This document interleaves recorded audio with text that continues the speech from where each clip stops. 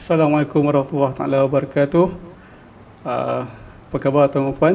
Selamat datang ke video live saya pada tengah hari ini. So jom kita tengok apa yang kita akan kongsikan pada hari ini.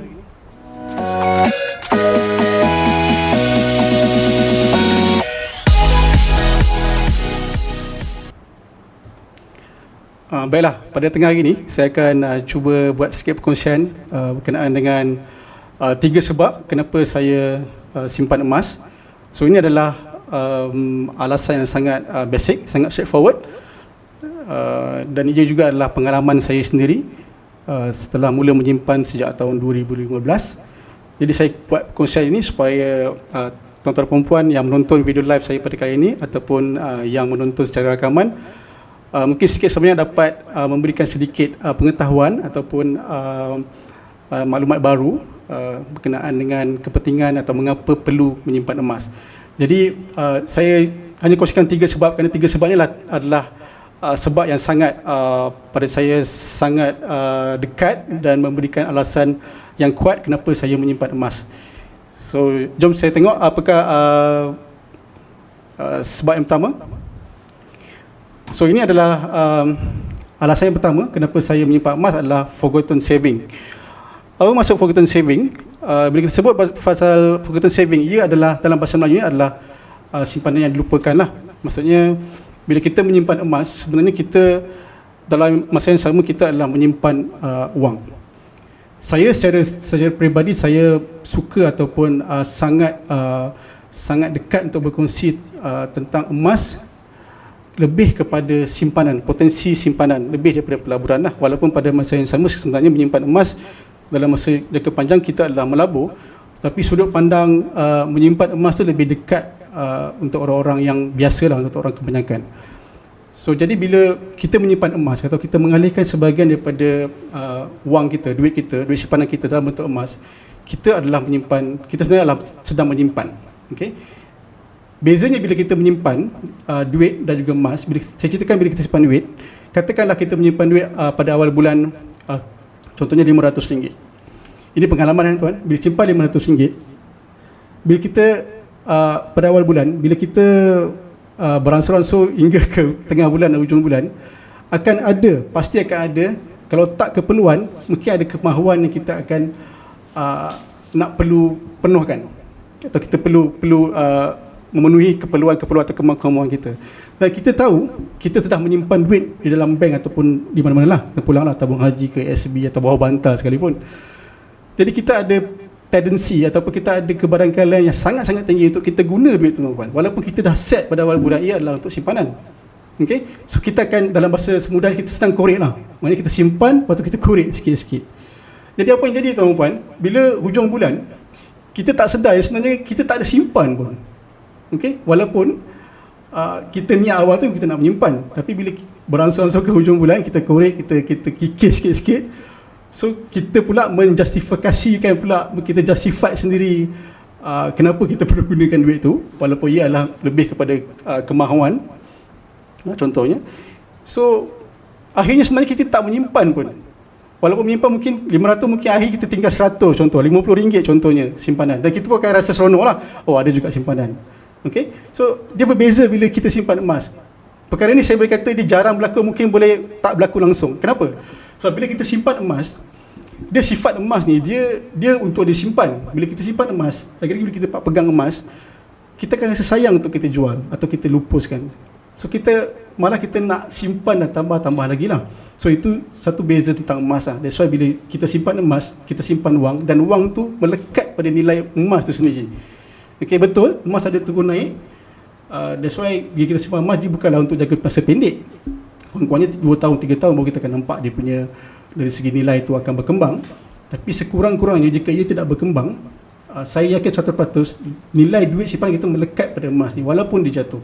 Contohnya kalau kita simpan 500 dalam bentuk emas, katalah dia jatuh sekalipun jadi 400 nilai semasa kemudian lah, saya rasa ia lebih baik atau ia lebih manfaat bila kita simpan dalam duit, sebab saya tak rasa kita boleh kekalkan 500 tu dalam satu jangka masa tu lah. Alright, so, sebab itulah saya mula untuk menyimpan emas untuk mengelakkan kebocoran wang. So itulah perkataan dia, mengelakkan kebocoran wang. So ini sangat mudah faham lah. Bila kita simpan emas, kita nak elakkan duit kita daripada bocor. Bocor sebab kita punya masalah disiplin kita sendiri lah, dan mungkin kekurangan-kekurangan kita. So that's why apa yang saya suggestkan kepada kawan-kawan saya atau pembimbing emas saya yang sebelum ni, bila dapat saja gaji atau pendapatan tu, kita alihkan dulu dalam bentuk emas, kita simpan dulu dalam bentuk emas, dan baru kita belanja. InsyaAllah cukup, tuan-tuan dan puan, insyaAllah cukup dari segi makan dan keperluan, insyaAllah cukup. Dan ujung bulan kita akan sedar yang sebenarnya kita dah ada dah simpanan tu, melekat dekat emas tu. Dan kita jangan berhenti, kita simpan lagi. Cuma ia mengubah kaedah kita menyimpan, dia bukan benda baru yang kita nak introduce. Maksud saya, kalau contohnya setiap bulan, contohnya kawan-kawan memang dah allocate, contohnya saya ambil biasa, contohnya 300 lah, for example 300 setiap bulan. Saya ambil nilai yang biasa untuk orang-orang biasa, untuk kebanyakan 300 sebulan untuk simpanan yang betul-betul kita jangka panjang lah, bukan simpanan untuk kita gunakan dalam sebulan 2 bulan, tak. Ini simpanan yang betul-betul kita nak simpan untuk, contohnya untuk kita nak pergi, nak hapuskan hutang kita ke, kita nak mungkin nak deposit rumah contohnya, atau untuk anak-anak punya, memang dah allocate 300. Okay, fine, kita simpan contohnya kita simpan tabung haji. Why kali ni ambil sebahagian daripada 300 tu, kita simpan dalam bentuk emas. Contohnya 300 kan, jangan ambil 300 dalam bentuk emas, kita ambilkan 100 saja, ambilkan 100 tu dalam bentuk emas. Okay, so kita perbagaikan kita punya cara menyimpan kita, dan dari situ bila tuan-puan buat macam tu, tuan-puan akan rasa 100 tu akan kekal lama daripada 200 baki yang mungkin simpan di tabung haji atau di tempat lain. So itu adalah pengalaman. So saya berkongsi pengalaman, dan saya rasa mungkin perkara yang sama jugalah tuan-tuan dan puan boleh praktikkan, dan mungkin akan dapat kesan yang sama. So itu sebab yang pertama adalah forgotten saving, atau simpanan yang dilupakan, simpanan paksa, maksudnya. So itu alasan pertama lah. So kenapa saya menyimpan. So forgotten saving. So yang kedua adalah nilai jangka panjang terjamin. Bila sebut pasal nilai jangka panjang terjamin ni, ada satu kisah yang sangat dekat lah bila sebut pasal nilai emas terjamin ni, adalah, saya tak pasti tuan-tuan dah biasa dengar ke tidak, kisah berkenaan dengan 1 dinar adalah sama dengan harga seekor kambing. Okay, so kisah ni sangat dekat lah. Dalam banyak buku kewangan saya baca dulu pun, memang sebelum saya kenal emas lagi pun, memang dah ada tentang kisah satu nilai emas sama dengan seekor kambing. Cuma pada masa tu kita tak ada ilmu, dan kita tak rasa benda tu something kita perlu explore. Jadi bila saya kenal emas pada tahun 2015, bila saya dengar sekali lagi tentang harga 1 dinar sama dengan 1 kambing, dan saya cuba dapatkan, maksudnya verify statement tu, dan saya memang terkejut. Masa tu memang betul, memang harga emas adalah equal to harga harga kambing, seekor kambing adalah equal to harga 1 dinar. Pada 2015 saya mula membeli 1 dinar 916. Saya ingat lagi harga tu lebih kurang 558 tak pada masa tu, pada tahun 2015 916. Dan pada waktu juga saya nak buat akikah untuk anak. Bila saya cari maklumat tentang berapa harga untuk buat kambing, sama ada akikah ke ataupun kita nak buat sendiri ke macam mana kan. So harga kambing ketika tu dia sekitar tu je tuan-tuan, lebih kurang 500 lebih macam tu je, 600 tu dia tak lari tau. Okay, so jadi bila sekarang, bila tahun masa berjalan kan, 5 tahun kemudian, 6 tahun kemudian, yang baru ni kita raya haji kan, kita nak buat korban. So saya pun cari maklumat yang sama, dan surprisingly dia harga 1 dinar tu adalah equal tu harga seekor kambing kan. Secara umum lah, general, dia takkan lagi jauh lah, dia tak ada tepat lah kan, tapi dia around tu jugalah harga tu. Dan saya rasa dia membenarkan juga sejarah pada zaman Rasulullah dulu dan para sahabat 1400 tahun dulu lah, plus kan. Memang harga kambing pada waktu tu memang harga 1 dinar kan, ada kisah-kisah sahabat dulu kan. So memang harga 1 dinar tu adalah sama dengan harga 1 ekor kambing, dan saya percaya harga itu juga akan sama untuk tahun-tahun akan datang. Kenapa? Kerana nilai itu dia melekat kepada nilai emas tu, dia melekat kepada nilai wang tu, dia melekat kepada emas tu, dan dia kalis pada inflasi lah. Berbeza kalau saya, contohnya saya simpan pada 2015, saya tak beli kambing contohnya. Saya simpan 2015 tu, saya simpan duit contohnya 600 contoh, dan saya simpan sekarang 2021 saya nak beli ekor kambing. Memang 600 tu takkan mampu untuk dapatkan seekor kambing. Okay, berbanding kalau dulu saya simpan 2015 tu, saya simpan 1 dinar, Dan saya tak beli, contoh saya tak beli apa-apa emas sekali lagi lepas tu kan. Saya simpan 1 dinar, dan tahun ni 2021 saya nak beli seekor kambing, dan 1 dinar tu saya boleh keluarkan dan saya boleh cairkan dan saya bayar seekor kambing. Nampak tak perbezaan daripada saya simpan tunai dan juga saya simpan dalam bentuk emas. So itu antara perbezaan lah, kenapa saya simpan emas berbanding simpan tunai. Right? So itu adalah alasan kedua, dia boleh memberi jaminan jangka panjang kepada kekayaan kita lah. Banyak lagi contoh lain tuan-tuan dan puan, cuma buat masa ni saya cuma berikan contoh yang senang faham, iaitu perbezaan antara ataupun kaitan antara 1 dinar dan juga harga seekor kambing. Right? Okay, itu adalah nilai jangka panjang terjamin. Dan alasan ketiga kenapa saya menyimpan emas adalah kekayaan di tangan sendirilah. So apa maksudnya? Maksudnya bila kita simpan emas, nilai emas itu sendiri ataupun emas itu adalah 100% dalam kawalan kita lah. Maknanya kita mempunyai hak milik sepenuhnya kepada emas yang kita miliki. Right? Dia berbanding dengan duit, ataupun saham ataupun unit trust yang mungkin nilai itu ataupun mungkin dia milik kita tapi dia direkodkan di satu institusi atau satu medium yang lain, contohnya di bank, okay? di syarikat broker contohnya. So mereka tahu berapa yang kita ada, berapa wang yang kita ada, dan segitulah. Tapi berbeza dengan emas, tak ada siapa yang tahu berapa banyak kita simpan. In fact, dia tak wujud dalam sistem kewangan Malaysia, kan? So maknanya kita, orang tak boleh nak dekat Sikri atau Sitos, dia tak tunjuk berapa emas yang kita ada. Dia tak ada, maklumat tu memang tak ada. Cuma kita je yang tahu berapa emas yang kita ada. Wah, Iman, kalau contohnya kalau kita jatuh bankrupt sekalipun, contohnya kalau kita freeze atau bankrupt, mungkin kita punya account semua dah tak boleh gunakan, dah freeze. Tapi kalau kita ada emas tu lah penyelamat kita, tuan-tuan. Kita boleh cairkan, kita boleh gunakan untuk kita punya perbelanjaan harian atau sebagainya lah. Right? So sebab itulah emas ni dia satu yang mampu milik, dan dia adalah aset yang real, dan kita ada hak 100% kepada emas tu. Kita simpan sendiri. Dia bukan macam yang lain yang mungkin harta yang mungkin bank punya kita habis bayar ke tak kan. Tapi ini emas bila kita pegang, itulah harta kita, itulah duit kita sebenarnya. Right? Berbanding dengan orang lain lah. Dan bila sebut pasal menyimpan emas tu, kalau saya boleh tambah sikit, kebanyakan orang rasa bila simpan emas ni adalah untuk orang yang banyak duit, untuk orang yang mungkin orang kaya lah. Tapi pengalaman saya sendiri bila saya start berkongsi tentang emas, dan ada beberapa ramai jugalah yang berada di bawah saya sekarang ni, bagi saya lebih kurang dalam 200 lah sekarang ni yang di bawah rangkaian saya. Kebanyakan mereka ni orang-orang biasa, tuan-tuan. Mereka ni ada yang, setahu saya lah, yang saya tahulah, mereka ni ada yang penjual insurans pun ada, mereka ni penjual pasar malam pun ada. Ni orang-orang biasa saja, tuan-tuan. Tapi mereka simpan emas dan tak ada orang tahu pun mereka ni simpan emas. Dan saya ada ramai juga yang pesara daripada kerajaan, yang dapat duit daripada pension, gratuity dan sebagainya, mereka tukarkan dalam bentuk emas. So, dan emas tu adalah sebenarnya aset ataupun harta pemilikan yang 100% kita punyalah. Alright? So, dan tak ada orang yang berkuasa menentukan nilai emas tu, melainkan harga tunai tu lain kan. Maksudnya berbanding dengan duit ringgit, ia dikawal oleh nilai mata wang ataupun satu kerajaan tu yang memberi nilai kepada wang kertas. Itu contohnya kalau kita tengok wang kertas kan, dia nilai ni diperlakukan untuk, contohnya untuk RM10 atau RM20, itu maknanya kerajaan yang memberi nilai kepada wang kertas tu. Alright?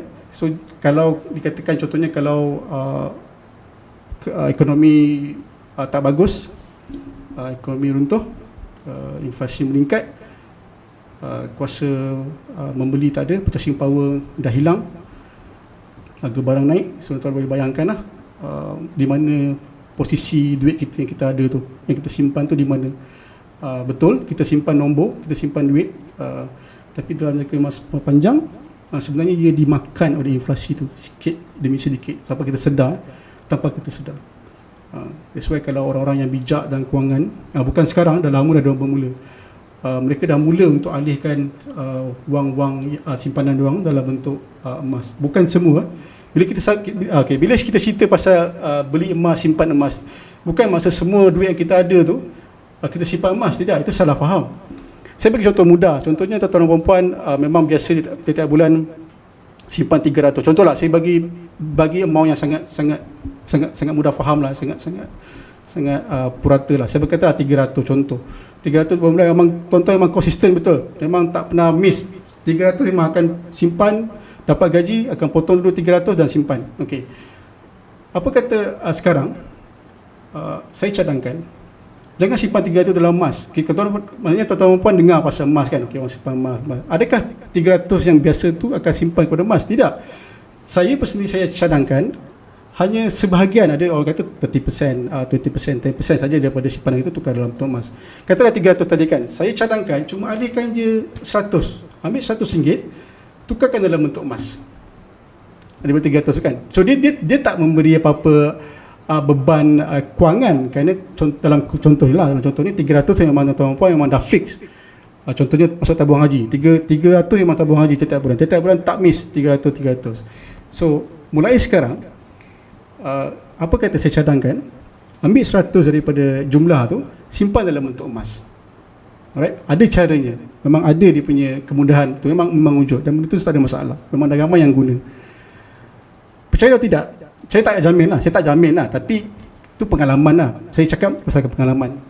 100 yang tuan-tuan perempuan alihkan dalam bentuk emas tu, ia lebih kekal, terjamin kekal daripada 200 yang perempuan mungkin simpan baki tu ke dalam tabung haji. Sebab apa? Sebab saya nak relate balik dengan alasan pertama tadi, yang korek tadi tu, kebocoran. Sebab kita tahu kan, 300 kita simpan, tapi memang konsisten simpan, tapi kita pun konsisten mengorek balik.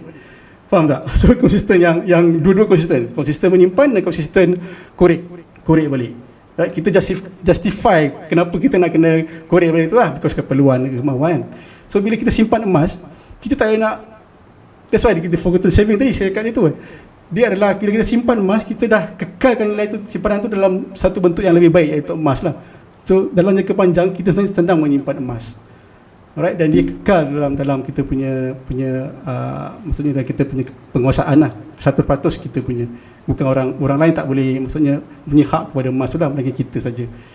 Macam cakap dah, kalau kita bankrupt ke, ataupun kita contohnya kita jatuh miskin, ataupun itu emas tu lah yang boleh membantu kita untuk kelangsungan hidup lah, kita boleh cairkan dan sebagainya.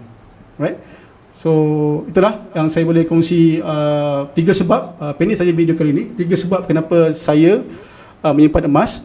Dan saya rasa itu juga adalah alasan yang sama kenapa kawan-kawan lain ataupun rakan-rakan yang di luar sana yang ramai yang lain juga menyimpan emas. Alright. So jadi saya nak kongsi satu lagi frasa yang sangat tepatlah untuk menggambarkan tentang obses emas ini, adalah ini dia. Emas bukanlah everything, tapi ia adalah something. Apa maksud di sini, puan? Betul, saya mengatakan emas adalah satu instrumen yang baik, tapi dalam masa yang sama saya tidak obses terhadap emas. Maksudnya emas adalah satu portfolio yang sangat-sangat sesuai untuk saya dan kebanyakan orang lain, dan saya yakin dia sesuai untuk tuan perempuan yang masih belum menyimpan emas. Tapi saya tak kata macam itulah, saya tak kata semua simpan dalam bentuk emas. Okay? Dia bukanlah satu maksudnya satu perancangan, satu tindakan perancangan kewangan yang sangat baik jika semua kita simpan kepada emas. Sebab kita perlu multiply kita punya source of investment, source of saving, way of saving maksud saya, dalam bentuk lain. Dan saya sendiri, saya ada amanah saham pun saya buat, saya simpan di situ untuk tujuan-tujuan tertentu lah, dan tabung haji dan sebagainya. Tapi emas adalah satu yang saya letakkan lebih lah, sebab alasan-alasan tadi. Sebab saya jujurnya saya suka melihat emas sebagai medium simpanan lebih pada pelaburan, walaupun kita sebenarnya sedang melabur. Tapi saya, kosan saya sebelum ni daripada FB dan sebagainya, saya lebih suka melihat, dan kawan-kawan juga melihat, dapat manfaat melihat emas ni sebagai medium simpanan lebih daripada pelaburan. Okay? Sebab bila kita sebut tentang melabur ni, dia akan melibatkan untung rugi kan, naik turun. So saya tak berapa nak selesa untuk ke arah itu. Walaupun dalam masa yang sama sebenarnya saya sedang melabur emas dalam jangka masa panjang, tapi saya lebih suka untuk melihat emas sebagai satu medium saya menyimpan wang lah, saya menyimpan duit. Okay? Dan saya rasa tuan-tuan dan puan mana yang belum cuba atau mungkin sebenarnya ada pandangan yang berbeza tentang emas, mungkin pengalaman yang mungkin sebelum ni mungkin tak bagus dengan emas. Saya hormati pengalaman tu. Cuma saya nak bagi tahu yang saya cuma berkongsi kebaikan dan manfaat yang saya dapat selama ni, dan ramai juga orang lain di luar sana yang berkongsi benda yang sama dan mendapat manfaat lah. Mungkin ramai dah tahu saya membawa platform, saya membawa jenama Public Gold. Tuan-tuan dan puan boleh pilihlah jenama emas apa pun, emas atau tak emas, pastikan dia emas tulen. Alright. Cuma Public Gold adalah satu platform sahaja, dan saya merasakan buat masa ini di Malaysia Public Gold adalah satu jenama emas yang saya rasa memberikan servis ataupun ekosistem simpanan emas yang sangat mudah, murah dan juga patuh syariah lah. Itu yang lebih penting lah. So jadi tugas saya sebenarnya adalah berkongsi. Saya tidak menjual emas, yang menjual emas itu adalah Public Gold. Saya juga adalah penyimpan emas yang tegak. Ramai kawan-kawan saya juga mana yang dah faham, yang berkongsi dengan dengar perkongsian saya pun dia orang dah mula menyimpan emas. So saya rasa tuan-tuan dan puan mana kawan-kawan yang mungkin nak simpan emas tapi tak tahu nak mula, nak tanya, malu, tanya segan, jangan segan. Boleh WhatsApp saya lah, ada nombor kat bawah tu kan. So boleh WhatsApp, boleh call pun boleh, message di FB pun boleh. So insyaAllah saya akan kongsi manfaat emas lah, lebih daripada Public Gold tu sendiri lah. Okay, sebab itu adalah bila tuan-tuan dan puan dah faham dulu tentang emas tu, baru saya akan lebih cerita kenapa Public Gold lah. Saya tak nak ceritakan Public Gold tu dulu sebelum tuan-tuan dan puan ada ilmu asas berkenaan kenapa nak kena simpan emas. Alright. So itu saja untuk perkongsian saya pada kali ini. So saya doakan tuan-tuan dan puan diberi kesihatan yang baik, dimurahkan rezeki dalam keadaan sekarang ni. So saya hati-hati semua, jaga diri. Kita masih lagi baru dalam keadaan yang agak-agak mendesak pada masa ni. So kita tak nak sama-sama doa lah, semoga keadaan ni akan lebih baik untuk kita di Malaysia ni. So saya minta maaf kalau ada tersasul ke apa-apa. So ni adalah perkongsian saya tentang emas buat pertama kalinya, dan saya rasa saya akan buat ni lagi lah. Saya berkongsi saja. So pada yang tengok secara live tu, saya ucapkan terima kasih banyak. Pada kawan-kawan yang tengok siaran rakaman, mungkin boleh share kawan-kawan supaya dapat manfaat lah. Sebenarnya niat saya ialah untuk mendapatkan perasaan berkongsi itu lebih daripada benda lain lah. Okay, sebab ini ada ilmu yang saya dapat daripada guru-guru emas saya, daripada kawan-kawan positif saya yang sama-sama menyimpan emas, dan juga pembacaan-pembacaan saya juga. So saya rasa bertanggungjawab untuk berkongsi lah. Okay, berkongsi kebaikan emas itu sendiri. Alright. Saya akan cuba berkongsi tentang tajuk lain yang mungkin lebih dekat dengan tuan-tuan dan puan, yang lebih mudah difahami, dan mungkin tuan-tuan dan puan kalau ada benda yang mungkin nak saya ulas ataupun nak saya kongsi, mungkin boleh komen ke kan. Okay, saya akan cubalah untuk yang terbaik untuk berkongsi di platform inilah. So terima kasih tuan-tuan dan puan kerana menonton. So jumpa lagi di sesi live seterusnya. Assalamualaikum warahmatullahi taala wabarakatuh.